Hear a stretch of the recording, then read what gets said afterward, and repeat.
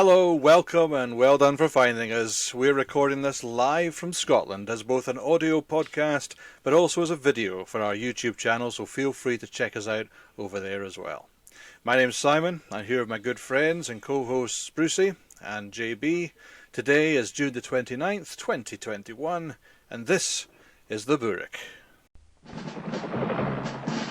In 2021, bored of lockdown, three friends began producing a podcast. Today, still going strong, they continue to talk nonsense. If you're having trouble sleeping, and if you can find it, maybe you should listen to the Boorach.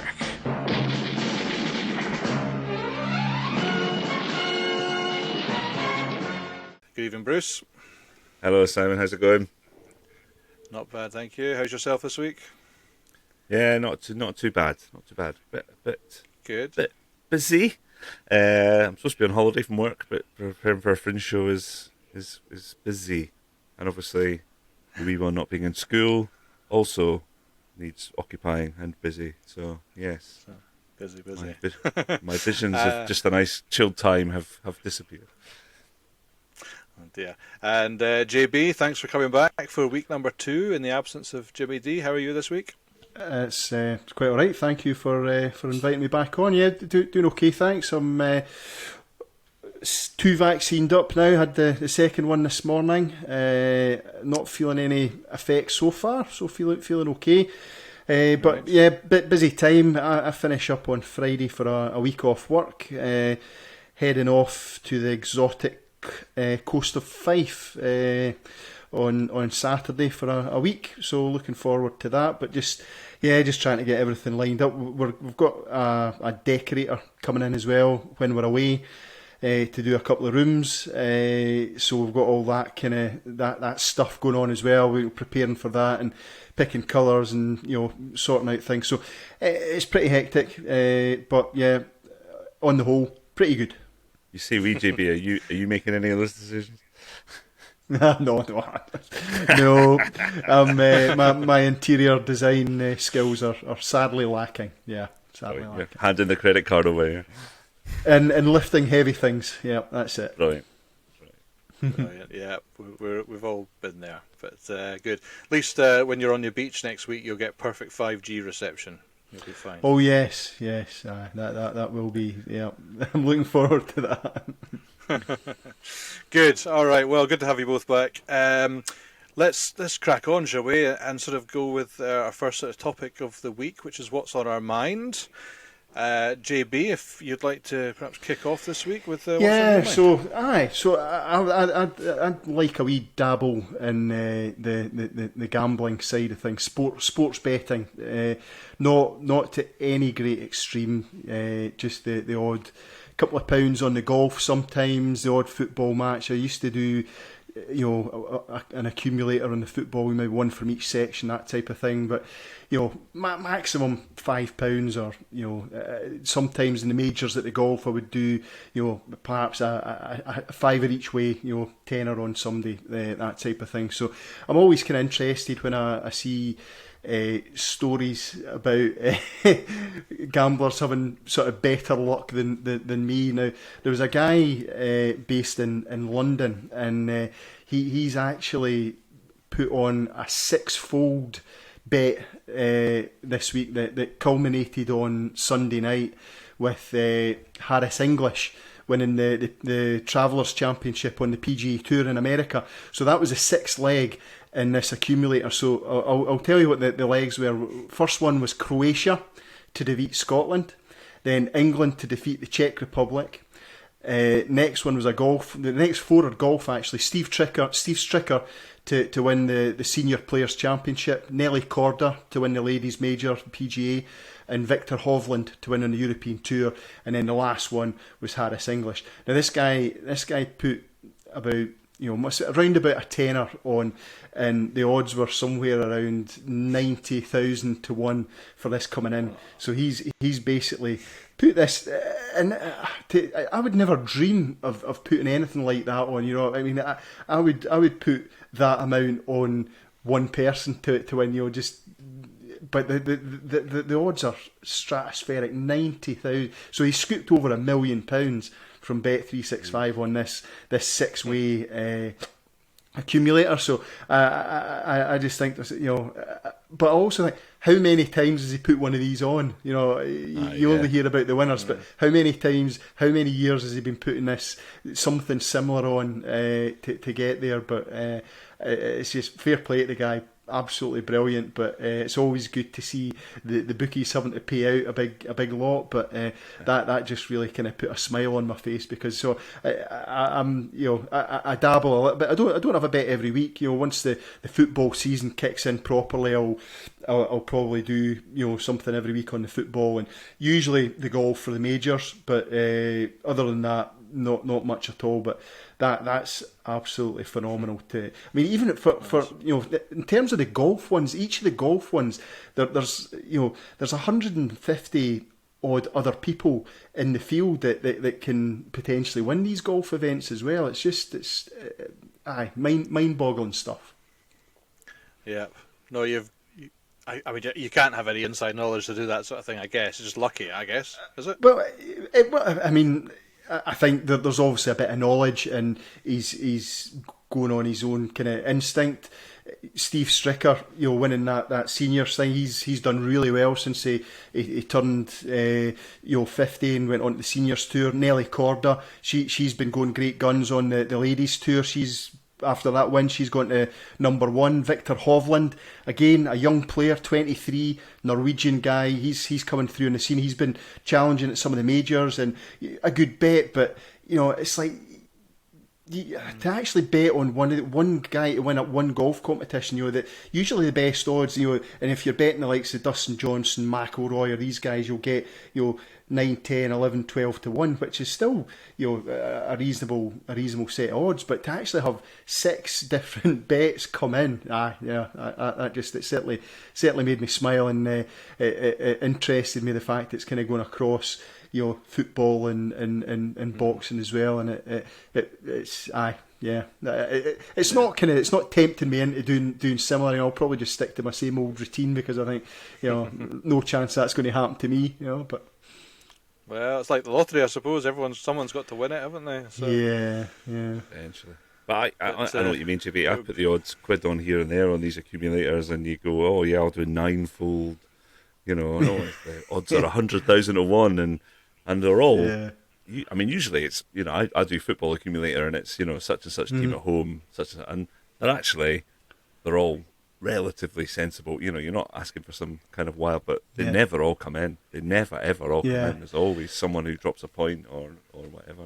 So to get 4 golfers is amazing. Yeah, in recent years as well, with the football betting, they've brought in all sorts. And my dad always says it's just another way to lose your money. Red cards, yellow cards, corners, all these sorts of things. Both teams to score, a goal in each half. All these sorts of things. There's so many ways to win. As my dad just know, it's more ways to lose. It's just more ways for the bookies to take your money. But it's a wee bit entertaining and interest sometimes. But when I see that, I just thought that's phenomenal. The 91,000 to 1 odds, tremendous. Yeah, no, it's quite a payout, isn't it? But we should probably just caveat that by saying when the fun stops, stop. Yes, we're not condoning gambling here. Not looking for sponsors either. No. Good. Okay. I'll tell you what's on my mind this week. Just before we go to Bruce. In my mind, I've started back at work. My commute is back on Monday to Friday. I'm hitting the Edinburgh City bypass at pretty much rush hour on the way there and the way back, to be fair. And what's really been annoying me this week are rubberneckers. Now, I don't know if there's a Scottish term for rubbernecking, but it's just really annoyed me. Yesterday, I got on the city bypass, for those of you who know, at the Straighton Junction, and it took me 47 minutes to get from there to the Hermiston Gate Junction. And so what distance is that, Simon? Is that maybe 3 miles? Oh, I mean, on a good day, on a normal day, it takes you, less than 10 minutes to drive it. Do you know what I mean? Yeah, probably 3 or 4 miles or something like that. But it was just cute, nose to tail, crawling along the bypass. When we finally got to the issue, it was literally a man standing outside his car. There wasn't even a bash or anything. It was just one man, one car. I think he had a flat tire. Perhaps he was standing outside his car anyway. And it was just people looking. I think slowing down to look at what was going on. There was no ambulances, police cars, anything like that. Would have perhaps justified perhaps looking. But no, it was just people being, I don't know, nosy, I guess. Is it possible, they're maybe seeing it in the distance and thinking, whoa, something's going on here, I better slow down just as a cautionary measure? Well, I mean, the trouble with the bypass is that there's only 2 lanes, isn't there? There's not a hard shoulder all the way. I was going to, yeah. It doesn't help because you have to move into one lane, I guess. So that probably, perhaps, caused some of the delay. But just as soon as we passed the guy, the road's empty, and off you go. So it annoys me when there's that put 50 minutes on my journey, which it took me about an hour and 40 minutes to get home, and it should take me 35, 40. So that annoyed me last night. But anyway, there you go. That's me. So on the upside, Simon, it's extra podcast listening to time. Correct. The car. Correct. And actually, that might be nice for another week to actually talk about the podcast that we listen to, because I think we all listen to different podcasts, and I think we could highlight a few maybe, which would be quite nice. It's certainly something I'm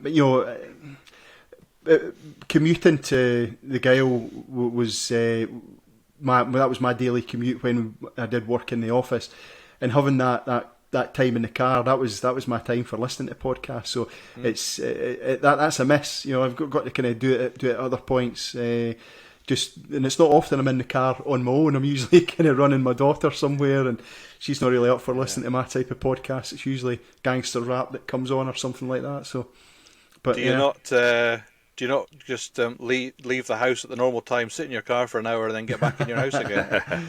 No. That's not a bad idea, though. You could try it.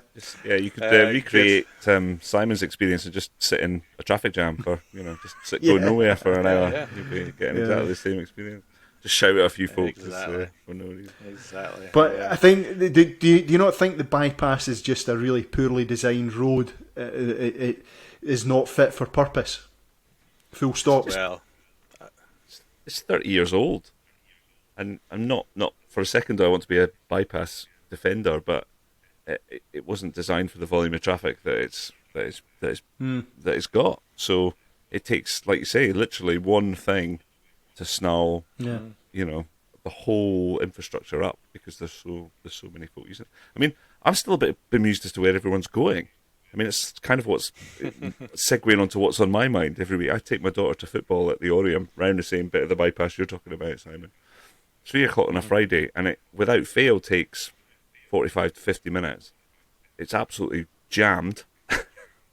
But then everyone's supposed to be working from home, and they're supposed to be in their offices. So it's like, well, where are all these people going, and where have they been? They can't all be going to sports clubs and stuff, And then I was going to say there's some mornings, or there used to be before all this, when I was left a bit later and maybe got there a bit later, and so some mornings I was there coming along the bypass about sort of 9:30ish sometimes, and it's still busy, and I'm thinking all these people are late for work. Why are they not at work? I can't be the only one who's late for work. But anyway, yeah, you're right. I don't know where they go or where they come from. Bruce, sorry, what about you, mate? I was kind of, it segues on, really, to be honest. I was sitting on that very traffic jam on Friday going, right, I'm talking about this in a podcast on Tuesday. My sort of thing is, what I've really noticed is that very junction you're talking about, Simon, where you come on it straight in, and just in general, is that people don't know how to use slip lanes, and it causes more traffic jam than anything else. So folk, that very one you're talking about, for those that know it, it's a really long slip lane before you have to filter into the traffic. And without fail, as I have sat for 40 minutes to come up to get to it, someone has crawled up and they've come to the very first point where you can join the main carriageway and basically pulled in or stopped.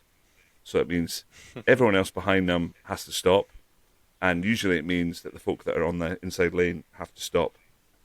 And what's supposed to happen is that you are supposed to trundle along side by side and then work out the point that you squeeze in, and both lanes can then keep moving, and you've got 500 yards in which to negotiate that whilst still moving. But everyone wants to stop, then move in, and then get going, and then almost certainly, in my experience, try and get into the outside lane straight away, you know?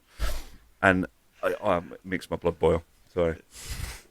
Just like you never see the end of the slip lane being used. Nobody ever goes there apart from white van drivers who pile up the end at 100 miles an hour and do the opposite, which is just go 100 yards down the road and cut in, you know? Nobody seems to be able to.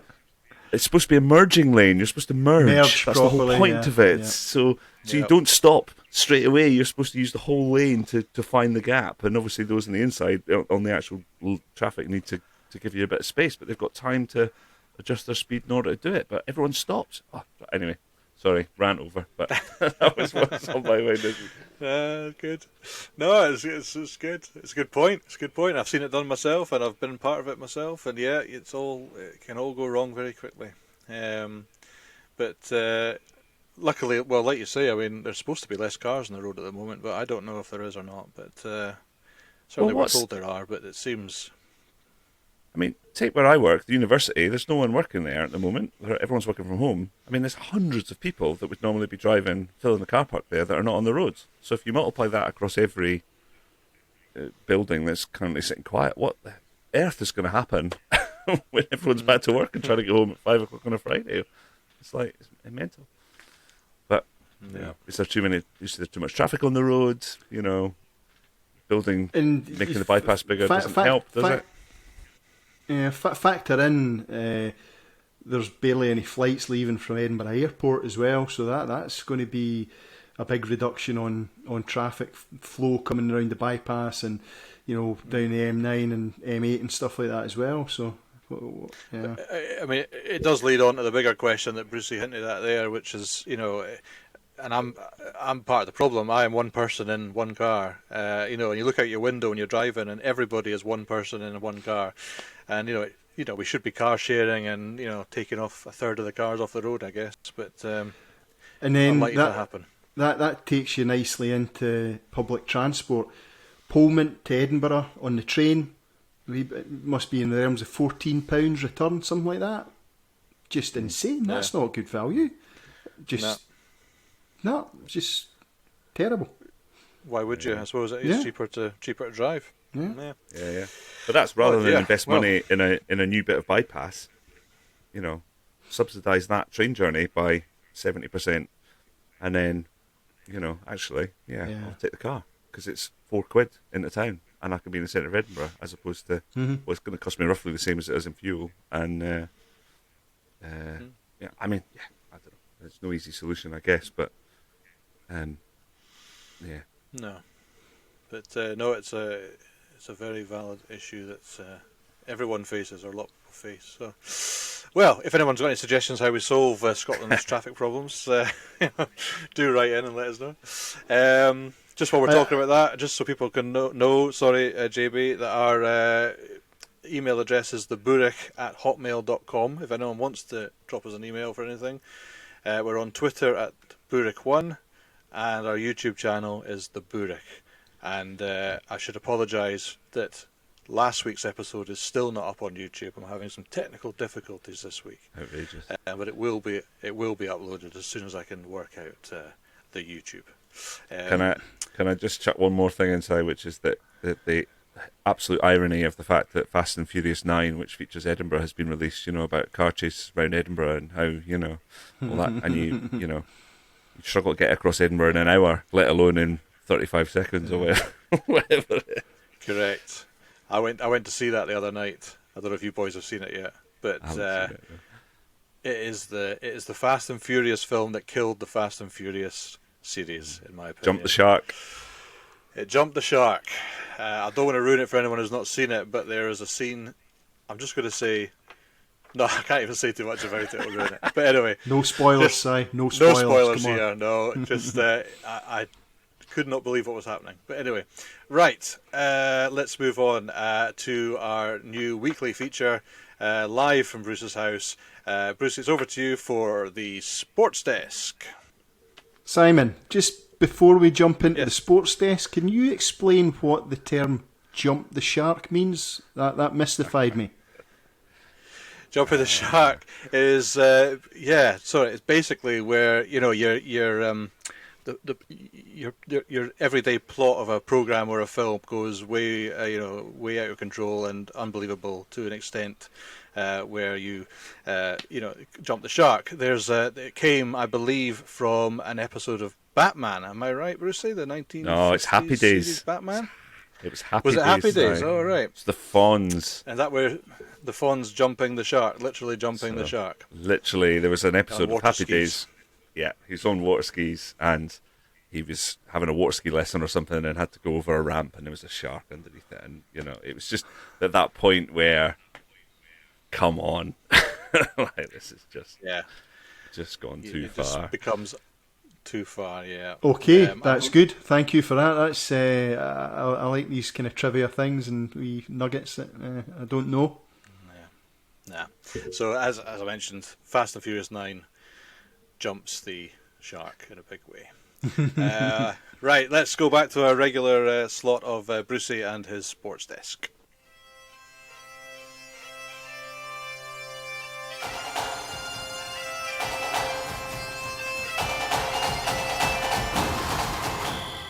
Awesome, thanks, Simon. Yeah, well, so I mean, obviously, we're not really that fussed about the UEFA Championship. Obviously, now we're out, so I'll keep this nice and brief.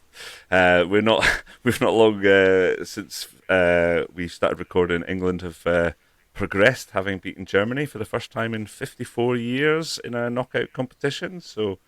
They've barely mentioned it. They've not said anything about it's coming home or anything. So it's all very quiet from that. I'm really very impressed about that. It's all very low key and loads of hubris to be found. So yeah, that's good for them. They're going to go through to play. I'm pretty sure the winners of Sweden-Ukraine, which is currently, as we record, 1 each.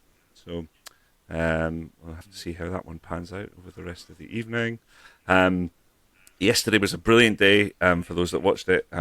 Croatia and Spain and France and Switzerland had two fantastic ties. Let me total it up. 14 goals between the two games and also penalties in one of them. Croatia and Spain ended up 5-3 to Spain, but it was 3-3 after full time. Croatia were 2 goals down and pulled it back. It was a brilliant game. I watched quite a lot of that one. And France, who were the favourites. Big favourites coming in, obviously world champions currently, were knocked out by sort of lesser fancied Switzerland on penalties in the end. So they drew 3-3 again. Switzerland were, I'm pretty sure, a couple of goals down and came back to draw with France and went through extra time and then went on to penalties. And the world's most expensive player missed the penalty. Pogba's goal was a cracker. Did you see that one? Oh, yeah. I mean, it's an amazing play from... He's such an enigma. His passing was immense, and that goal, and he can go and for Man United, he just looks ordinary, average at best, So, but that goal was top draw. Yeah. And just to round it off, Simon, Holland were knocked out by the Czech Republic, obviously conquerors of Scotland in the first game. So they've carried on marching through. And Belgium, who are probably now favourites, I would have thought, knocked out Portugal as well on Sunday. So yeah, we're heading very quickly towards the next round. So we'll get a full lowdown. I missed the first two. So Wales, unfortunately, were knocked out by Denmark, who are kind of the emotional heart now of the competition. Most folk want Denmark to win because of what we talked about a few weeks ago with Christian Eriksen. They knocked Wales out. Mm-hmm. I mean, not at all because I've got them in the sweepstake. Just clearly Denmark winning would be great for everyone. And Italy also progressed against Austria. So we now know the quarter-final ties, which will be coming up at the weekend, basically. So Who do Switzerland, England Spain. play, Bruce? Well, yeah, Switzerland, Spain, Oh, Belgium, right. Italy. That's fine. Czech Republic, Denmark, and England play the winners of Sweden and Ukraine, which is still underway. And that's it. That win So tonight sitting sadly here- opened up the draw for them, isn't it? Yeah. That's the better side of the draw for sure. Yeah. So sitting here tonight, Brucey, can you stick your neck out and say, who you fancy to win the thing? Well, I mean, most people would have probably said France, just based on obviously previous form and winning the World Cup and all that. But they obviously went out last night. I mean, England haven't really done a huge amount, flattered to deceive, but they've got such brilliant talent. They're such good players that they're going to take some beating now. I mean, certainly they've got a good chance of getting all the way to the final, and then I think it will just be who makes it through on the other side. I mean, Denmark looked fantastic against Wales, but whether the emotional kind of wave that they're riding will take them all the way to the final or not, I don't know. I would be probably prepared to, put some money on gambling, put some money on I think a Belgium-England final would probably be where I would be putting my money. Thereafter, not so sure. Right. Okay. Great. Well, thank you for that update. We'll see. We'll tune in whenever we get our next update, because there's holidays and things coming up. But next time we can, we'll have a sports desk update, which does now lead us on to the quiz of the week. So let's run some music.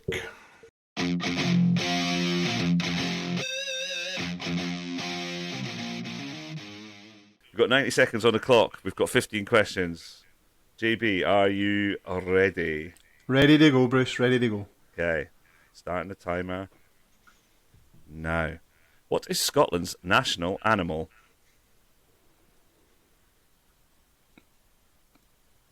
Wildcat. Okay. Wrong. The answer is a unicorn. Sir Chris Hoy is Scotland and Britain's joint most successful male Olympian with 7 medals, but how many Olympic gold medals has he won? 5. Wrong. It is 6. A Munro is the name for a Scottish mountain above which height? 3,000 feet. It is correct. Scots actor Kevin McKidd plays Owen Hunt in which long-running US TV series? Outlander. It's Grey's Anatomy. How many people are said to know the secret recipe for iron brew? 2. The answer is 3. The actor Gerard Butler originally trained as a what? Lawyer. Is correct. Ben Nevis is widely known to be the highest mountain in Britain, but what is the second highest? Ben McDooey. Ben McDooey is correct. Which attraction in Glasgow is the most visited of its type out with London? It's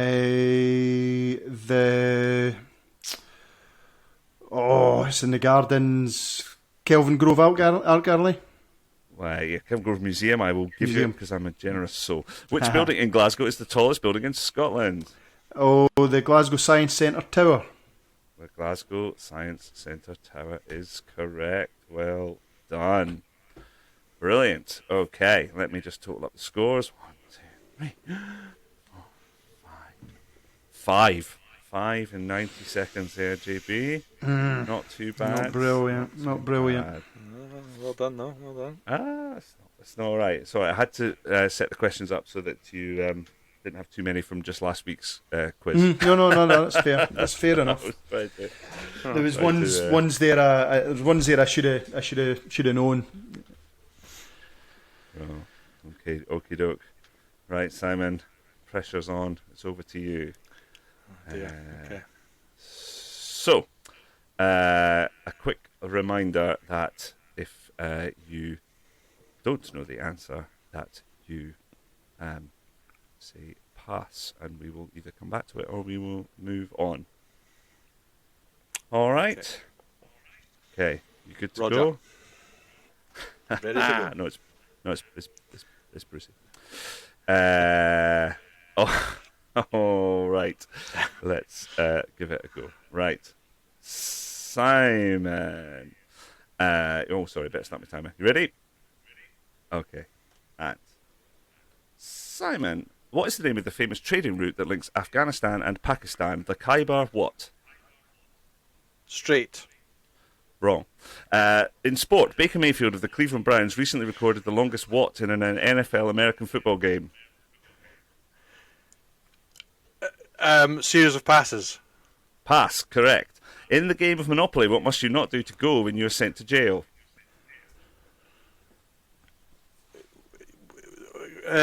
Pass. Correct. There are two types of vegetables that end in the word nip. Turnip is one. Can you name the other? Pass. Pass, Nip. correct. What is the nickname of the Dunfermline Athletic football team? Pass. Pars, correct. What is the name of the linguistic function for resolving a sentence into its component parts and describing their syntactic roles?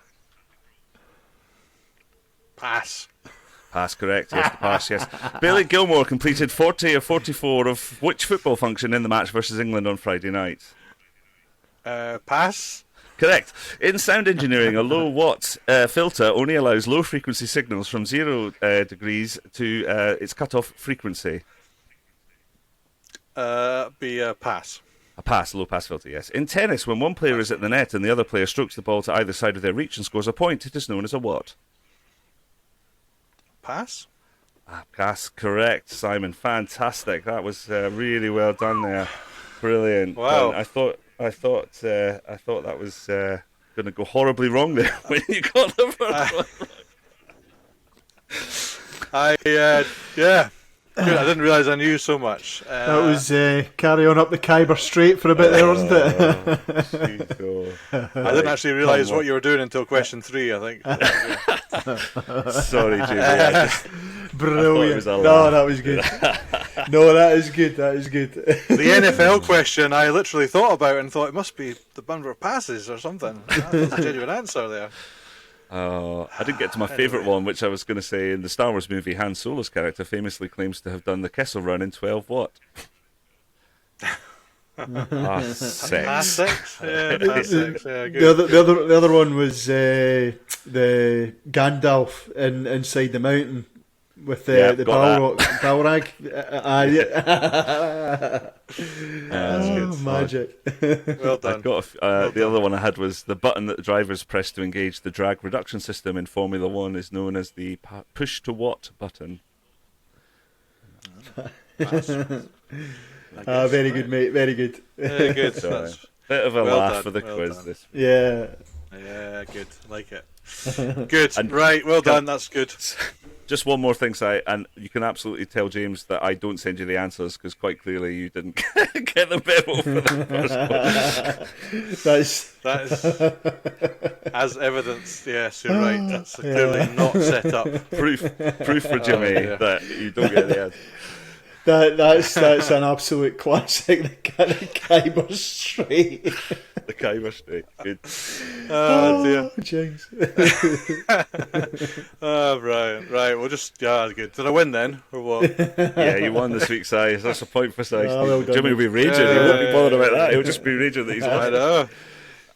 Team Jimmy. That's he'll not be happy. Good. Right. Let's move on from that. That was good fun. Let's go to our other feature, which we do is something you might not have heard about. This one kind of relates into something I'm interested in. I wouldn't say it's a kind of a hobby or a pastime or anything like that, but ornithology and bird watching, nature, that type of thing fascinates me. And one of my favourite Twitter feeds is a guy called David Steele. His name is, and he basically his Twitter handle is Steely Seabirder at Steely Seabirder, and basically he's the general manager of the Trust for Scotland site on the Isle of May, and he basically goes out, and I think it's usually around kind of March time, and he lives on the Isle of May, which is in the Firth of Forth. It's out kind of beyond the Bass Rock. You see it from you know, I think you can see it from the kind of Lothian side, but it's closer to the East Nuka Fife side. You can go on boat trips there from Anstruther, and I think there's a boat goes from Ely. But this guy, his job is basically to go out and live on the Isle of May. And the Isle of May, it can't be even a mile long and maybe half a mile wide at the most. And it's a seabird sanctuary. So he lives there. There's a lighthouse and there's some accommodation, and so he works there, and he gets various kind of sort of research students and that sort of thing coming out. And spending the season with him, kind of doing an analysis and research and that sort of thing. And today was quite a special day because the pufflings made their first appearance of the year. So that's the baby puffins who go to the Isle of May, and they nest and they lay eggs. And the youngsters actually have made their first appearance out of their nest today, and it's exactly the same day as last year, Tuesday, 29th of June last year, so it's exactly a year since the young puffins made their appearance, and most of them actually walk over to the sea through various kind of pathways and stuff. They don't fly, but it's a risky time because there's obviously big gulls and sort of other predators and stuff like that, but they've kind of obviously kind of learned, I think, through just kind of natural instinct to follow trails and pathways through nettles and vegetation and stuff like that to get to their to get to the sea, and I've not actually been to them. I've been out on the boat trip round it a couple of times, but I just something that really interests me, and I must admit I do quite like the idea of having that job, going out there and getting dropped off in March and just living there and seeing all the different weather that comes in, because you get some kind of video footage and some pictures of the different, obviously kind of in the early season and late season there's winter storms and sort of spring storms coming in, and you get some fantastic footage of the waves kind of crashing in and stuff like that. But so today, big day for the puffins, the youngsters out the nest, heading to the sea, and we're over at St Monans next week. I'll maybe see if I can persuade the good lady to kind of do the boat trip again and have a wee look round. But no, that's it's definitely. I think another feed that I look at is St Kilda as well, which is another, it's a kind of more further afield set of islands, and you get kind of groups go on and stay on there as well and report back on the different kind of seabirds, the numbers and all that sort of stuff. And the St Kilda was actually inhabited up until sometime in sort of early 20th century. There was actually people lived there and farmed and that type of thing, and they're kind of way remote, kind of well out past the Outer Hebrides. So that sort of thing interests me, and I've got a wee kind of hankering of kind of going somewhere really remote and doing a kind of season, and I think maybe when I kind of hit retirement age or something, I'd kind of like to do something like that, But think of all the interior design you'd miss, GB. Yes. I don't think my skills would be needed on that front. I think a tumble down cottage made of stone with a kind of corrugated iron roof, I think that would do me, definitely. I've got a little bird feeder. A little bird feeder that I can see we've got in our back garden. We had a bullfinch the other day, which was very nice. It appears like once or twice a year. Just you're suddenly like, oh God, he's there, and he's the most sensitive of all the birds to like they're turning around and trying to kind of have a look at it. So I've got quite used to having the birds out there and seeing what they're up to and all that. So I can see the. So JB, how long does a puffling become a puffling until it becomes a puffin? Well, I think once it's fledged and its young kind of furry feathers are gone and it can fly. I mean, I think for the first something like 40 to 50 days, they stay in the nest and are fed by the parents. So now this is them kind of going out and they've got to kind of start trying to fend for themselves. And I suspect there'll be a few casualties with the kind of larger predator gulls kind of swooping in and taking them. But it's nature. It's cruel sometimes, Si. Well, it's a circle of life, as they say. Correct. Also, later on in the season on the Isle of May, there's a lot of seals. You get a lot of footage of the seals kind of coming in. They kind of tend to appear and get it gets a bit busy with the seals right later on, kind of more sort of towards the autumn time. That's quite interesting to see as well. So that was kind of. I just thought that was a kind of interesting point today. Pufflings out of the nest, and it was exactly a year, same days last year. So just before we move on, is there a webcam or something you can log into to see these things? I don't know. I don't think there's a webcam. There's this guy, Steely Seabirder. He does the Twitter feed's excellent, and he does a blog as well. There's a link to the blog in his Twitter feed, and it's very kind of detailed account of what's going on, and it's really good, well updated, and usually lots of good pictures on the Twitter feed as well. So it's if that sort of thing interests you, not everybody's cup of tea, Simon, but I'm quite into my nature and the outdoors and stuff like that, and that intrigues me, and I definitely fancy going and staying out there for a while. Good. Well, if you get there next week, send us a picture on our we'll do. Twitter or whatever. Yeah, great. Definitely. Good. Nice. Brucey, are you going to keep the spirits lifted with a nice feel-good story, or are you? Well, I know I was accused this week, Si, of being doer this, on the previous podcast, but I was just keeping it real, just talking about life stuff, Yeah. My what have you not seen, or maybe not have seen this week, was that a Scotsman has won the title of the world's strongest man in the last couple of weeks, which is the first time that's happened. So despite obviously a tradition of kind of the Highland Games and all that kind of stuff, and we've had various kind of sort of famous entrants before, this chap called Tom Stoltman is the first one who's actually won the full title, which is great. Obviously, being a Scot, and it's nice for us to be kind of world champion at something. But what particularly struck me about his story is that he's very open about living with autism. So he has, particularly in his younger days when he was a kind of teenager, was very, very insular. Wouldn't speak to basically anyone other than his own family, and his brother, his big brother, was really instrumental in kind of taking him under his wing and taking him to his gym, and slowly but surely he's kind of grew his confidence in his body and in the weightlifting stuff, and now you can see him online in various interviews and stuff, and he's really kind of come out of his shell, and he's able to kind of talk about how he lives with autism and how the sort of the fitness stuff has kind of affected his life. So yeah, I just thought it was kind of a story worth highlighting. Great. Yeah, I did see some of the stuff on Twitter and the news and stuff like that, Bruce. But I didn't actually dig deep enough into it to know that he was autistic. So that's interesting.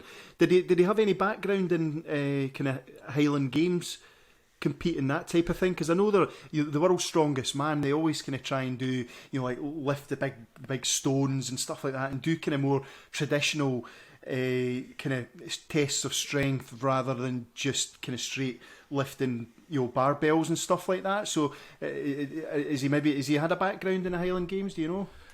I mean, I haven't dug into a huge amount. I know that he did a bit in terms of like the Scottish strongest man, so from what I can see or what I've read, it's more kind of strongman stuff, but a lot of these guys do go and compete. I mean, the Atlas Stones is one of the big famous competitions, so they maybe go and do those kind of types of things if various competitions have them, but I just don't know is the honest answer in terms of. I'll definitely do a bit of digging on that, and because that's interesting. Yeah, he's only 27 as well, so there's a bit of longevity to be had there. I mean, he's a Rangers fan, so it's a bit of a shame, but what. I mean, it was a staple when I was a youngster watching the World's Strongest Man. I remember the big Icelandic guy. He used to win it just about every year. I can't remember his name though. I should remember, but he was fantastic. And there was a spell when they went to Malta every year as well to hold, and they held it in some of the old kind of the ancient ruins in Malta. They had some of the competitions there as well. I remember that as well. Yeah. Well, when I was growing up, it was a guy called Jeff Capes was the sort of with the British Yeah. guy that you would watch, and Yeah. he and I shared a birthday. John Paul Sigmarsson was That's the guy, John Paul Sigmarsson. Absolutely, yeah. I didn't realise he died, passed away in 1993. Didn't know that. I knew he'd passed away, but he was fantastic. He was. He was. He must have won it formidable. a right old number of times. Yeah. So there you go. Scottish world's strongest man. What's not to like? So that's elephant polo and world's strongest man. Come on, Scotland. Yeah, doing all right.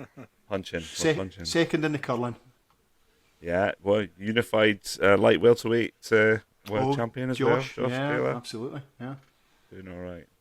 It's been a summer for Scotland, or the year of Scotland, maybe. Good. I'm going to move on to Crowdfunder Corner. But this week it's not actually Crowdfunder Corner. It's going to be Just Giving side of the room. I don't know.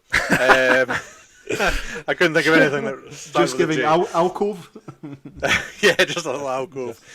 Yeah. I don't know what colour you'd suggest, JB, but anyway, it's Lavender. lavender. Right, okay. So my lavender Just Giving alcove.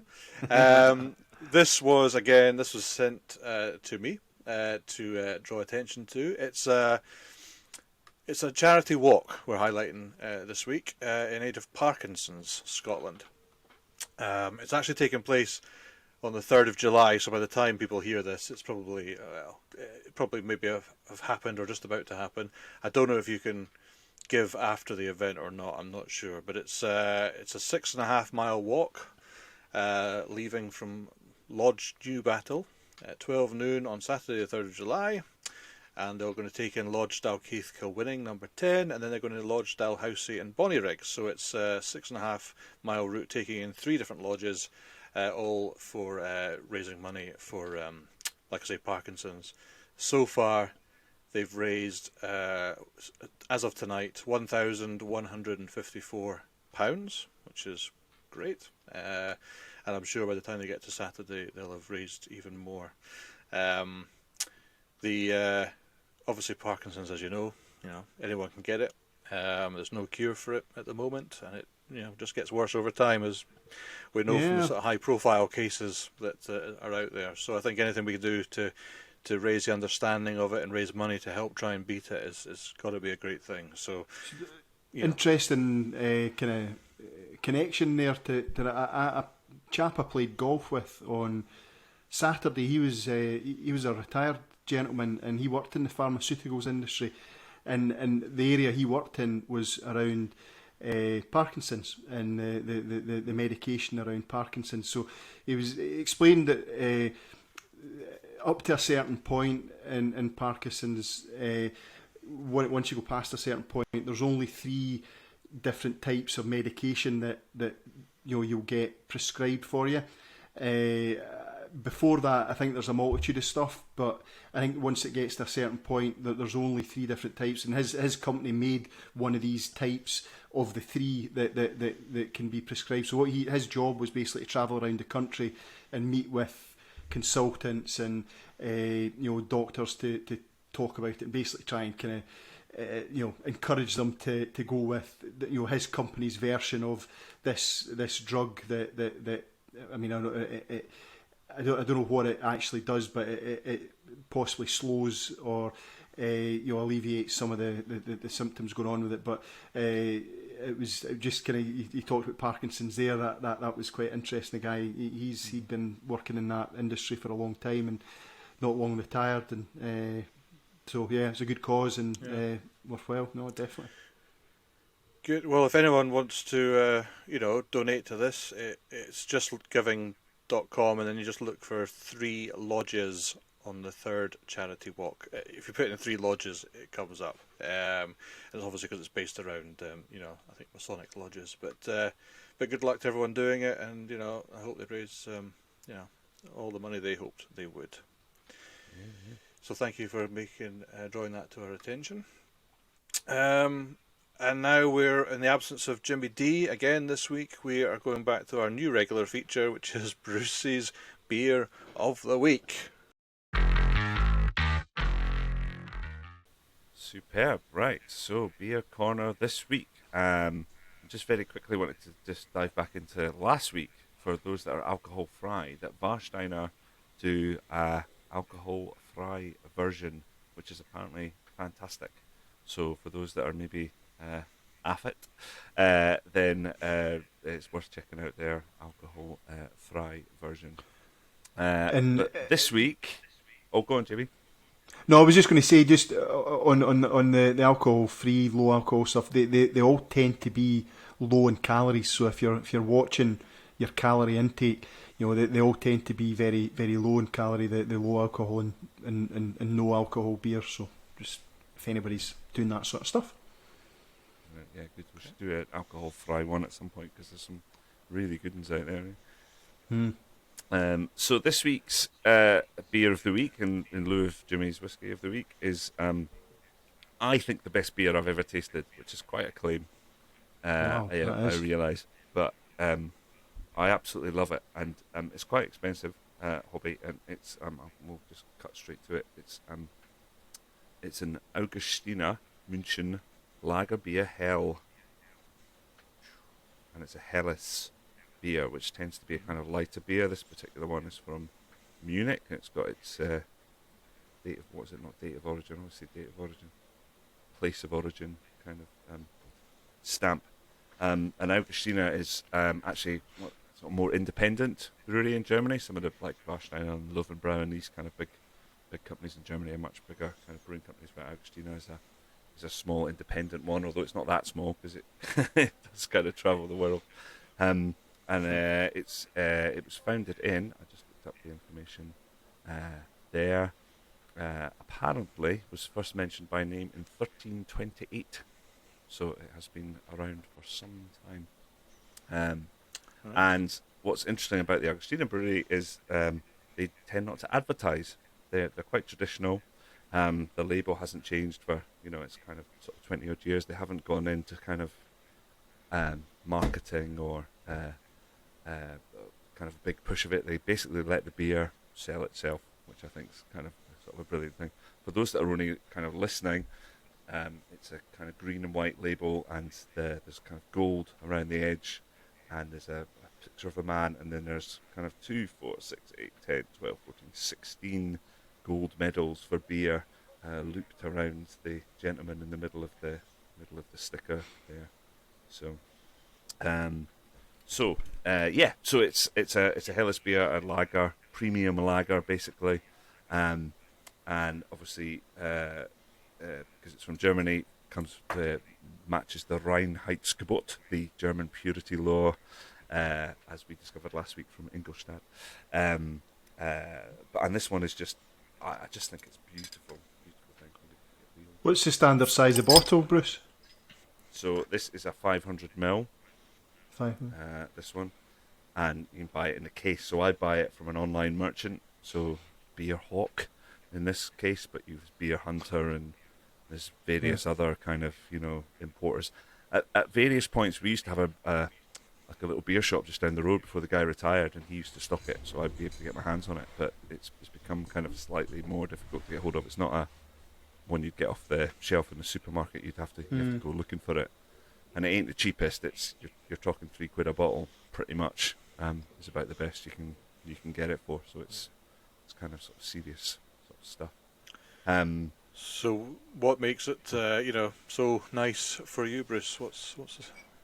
I think just if you like beer or lager, particularly in this case, it does all the things that I think a good lager kind of does. It's refreshing, it's crisp, it's got a really nice kind of taste from the hops.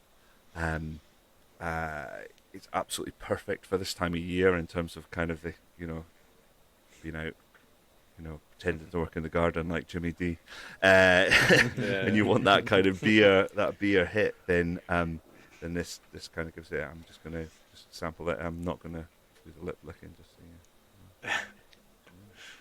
so Good. So yeah, I don't know. You just feel like that is a really quality thing to drink. It's very easy, very refreshing. The taste just hits the spot kind of beautifully. And of course, because it's German purity law, you don't feel like you're drinking muck. You know, it's just. What's the alcohol content, Bruce? Oh, that's a good question. I think it's 5.2, but let me double check. Yeah, 5.2. So it's Nice. It's on the stronger end of a Yeah, kind of yeah. of a lager. But yeah, I don't know. I'm not one of these people that remembers taste brilliantly. So, you know, it's very rare that I can go, oh, you know, like folks say, oh, I like that wine, or you know, when Jimmy's talking about his whiskey, you kind of go, oh, that one tastes better than X or whatever. Like, you could give me them an hour after I've had them, and I couldn't tell the difference. But sometimes you just drink a beer and you go, I absolutely love that, and I remember that I like it, and that is exactly what has happened here. So, once I first had it, I was just like, oh, that's superb. And just remind us again of the name, Bruce, before we move on. It's an Augustiner München Augustiner Brau. Give it its full German name. Lager beer, the Helles Vollbier. So, All right, lovely. yeah, Great. there you go. Look it Well, out. while you're enjoying that, you can ponder on the Scottish word of the week. Today's word is fern tickle. Now that's Fern tickle, fern tickle. And your three choices of potential meanings are: does it mean an old word mostly associated with Scots people of a fairer complexion, particularly redheads, meaning sort of freckles that appear when they're out in the sun? So is fern tickle sort of a freckle, basically? Or does it mean to have been stung or brushed by a flower or leaf when you're walking through the meadows? Or does it mean a type of outdoor lunch eaten on a hillside with family? So basically, is it an old word for like a picnic, basically, a fern tickle? So those are your three choices this week, boys. Freckles, a picnic, or sort of to have been stung or sort of brushed by a leaf. What do you reckon? Good red herring right in there, Si. I don't have a clear steer. I mean, the fern Is it a tickle double second bluff, one though? is the most obvious. Well, that was my My- guess my- last week. My gut instinct is the freckle. That's I've not got really any logic behind it. Certainly, I think the obvious one is too obvious. I've just got a gut feeling about the freckle one. I'm going to go with my instinct. Okay. JB's going with freckles, and Brucey, any thoughts? Well, I think you've done fern tickle and got to freckle. That's what I reckon you've done. Know the man. So, second one, I think you've just gone getting tickled by a fern. So I'm going to go a picnic. Picnic. Nice thought. With a cold beer. However, I have to say it's JB that's got it right this week. Man. It is indeed a freckle, apparently. Brilliant. An old word for a freckle. So, there you go. Fern tickle. I like the word. It's nice. Fern tickle. Right. Yeah. So well done, that's JB. cool. There you go. Yeah, good. So watch out next time you're in the sun for your fern tickles coming out. Yeah. Good. Getting a gludder. Right. Off the Well, exactly. Exactly, a gludder, yeah. And after a few beers, you'll be whittle waddling or whatever it was last week. Kegel Kaggle, Si, come on. Kegel Kaggle, that's Kegel right. Kegel Kaggle. Kaggle. Yeah. Brilliant. Lovely. Right, boys. That is now another sort of longish episode. So, but it's been a fun one. I've really enjoyed this evening. We've learnt something. We've had a laugh, and we have had watched beer being drunk by Brucey. So, I what know. else do you want? Congratulations on the quiz win, Si. Well done. Well done. You did well. Thank you, and well done to Bruce for an excellent quiz this week. That was top notch. JB, thanks for joining us again, week number 2. It's been a pleasure having you back in the third seat. been fun. Thank you. Yeah, well done, JB. And Brucey, nice to speak to you again this week. So you're on holiday next week, Brucey? Allegedly, yes. I'm off to London town. Yeah. And JB's on holiday next week. The heady heights of Fife. So I've no idea who's going to be with me next week, but it might just be me. Who knows? We'll think of something. But in any case, thanks for listening to us. Thanks for watching us on YouTube. Do follow us, do like us, do subscribe to us if you can. And we'll be back in one form or another very soon to do it all over again. So thank you, stay safe, and good night. Cheers. Good night.